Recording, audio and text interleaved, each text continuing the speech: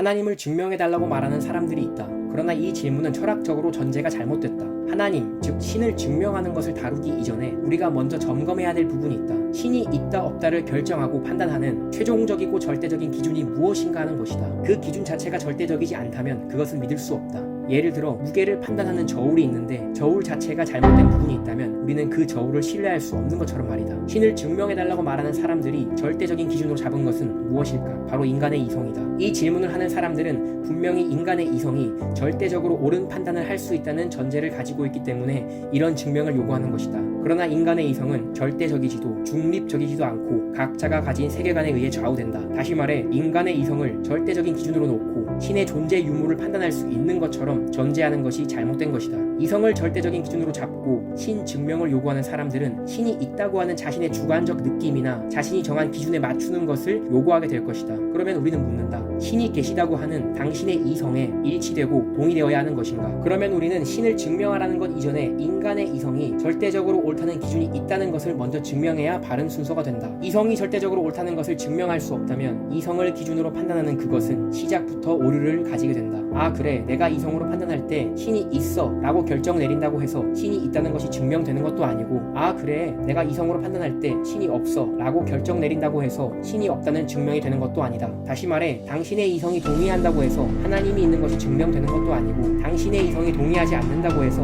하나님이 있는 것이 증명되지 않는 것도 아니다. 당신의 이성이 동의를 하든 동의를 하지 않든 하나님이 계신 것에는 아무 변함도 줄 수 없다. 하나님은 하나님 스스로가 증명하신다. 하나님께서 인간에게 일일이 설명해야 되는 이유가 없다. 이것을 거꾸로 생각해보면 결국 증명을 원하는 당신도 당신의 이성을 절대적인 기준으로 잡고 하나님이 당연히 증명이 필요한 존재처럼 생각하는데, 당신의 이성이 당신이 세운 기준이 맞다는 증거가, 맞다는 근거가 하나도 없다.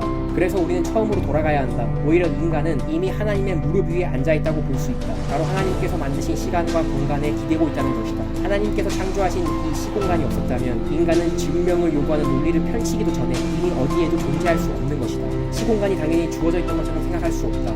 인간은 하나님이 창조하신 모든 피조된 세계에 기대고 있고 의지하고 있다. 인간의 논리로 하나님이 있나 없나를 따져보자가 아니라 논리를 할 수 있게끔 그 작동 메커니즘을 가능케 하신 존재가 바로 하나님이다. 인간은 하나님 없이는 시작도 불가능하고 아무것도 가능하지 않기 때문에 하나님은 계셔야만 한다. 말하자면 인간은 지금도 시공간이라는 하나님의 무릎 위에 앉아있는 상태인데, 자 이제부터 하나님이 계신지 증명해봅시다 라고 하는 것과 같다. 우리가 논리를 내세우며 생각할 수 있는 것 그 자체도, 이성적 활동 능력 그 자체가 가능하게 된 이유, 그 연결성이 바로 하나님이 계시기 때문에 가능한 것이다.